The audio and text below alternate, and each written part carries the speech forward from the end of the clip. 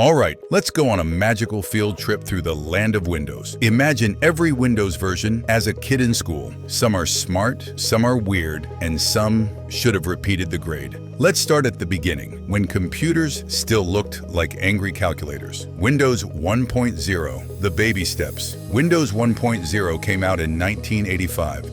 When people had to type everything on MS-DOS. Want to open a file? Type. Want to close it? Type. Want to cry? Also type. So Microsoft slapped a graphical layer on top, icons you could actually click. Amazing. Except the windows couldn't overlap. They sat side by side like kids told, "Don't touch your neighbor." No minimize, no maximize, and the system freaked out the moment things got slightly complicated. And yes, it already had the legendary blue screen. So the chaos tradition started early. Windows 2.0, learning to share space. Windows 2.0 showed up in 1987 and finally learned how overlapping windows work. Yes, revolutionary. You could stack windows on top of each other like a messy desk, which felt illegal at the time. This version also introduced keyboard shortcuts like Ctrl+C and Ctrl+V, accidentally creating the most powerful skill in Office history, copying other people's work faster. Windows 3.1, the first smart kid. Now we're in the early 90s, and Windows 3.1 was the first kid people actually respected. It had better graphics, smoother performance, and games like Minesweeper to destroy workplace productivity forever. This was when Windows started showing up in offices, schools, and homes, proving computers weren't just for scientists and people who enjoyed pain. Windows 95, the cool transfer student. Windows 95 pulled up with a start menu, a taskbar, and a whole new attitude. Plug and play was introduced, which usually meant plug and pray. It felt modern, it felt fast, and it came with the internet, kind of. This was Windows becoming mainstream.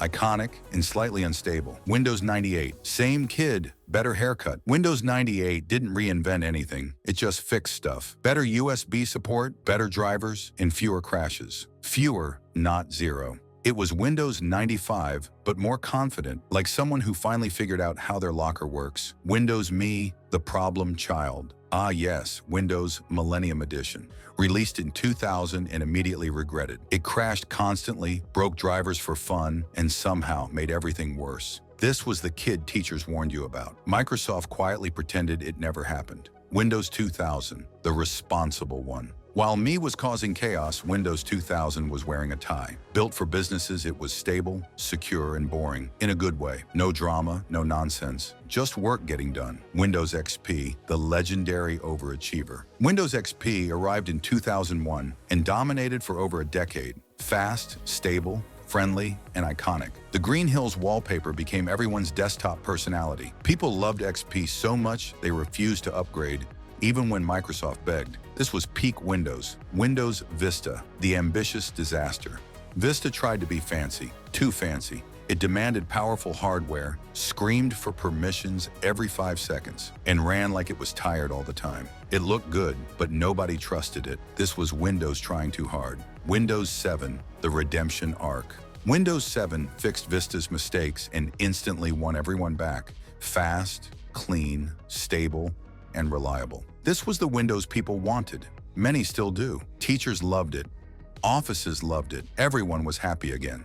Windows 8, the identity crisis. Windows 8 showed up confused. It wanted to be a tablet and a PC at the same time, and failed at both. The start menu disappeared, replaced by giant tiles nobody asked for. Mouse users were angry. Keyboard users were confused.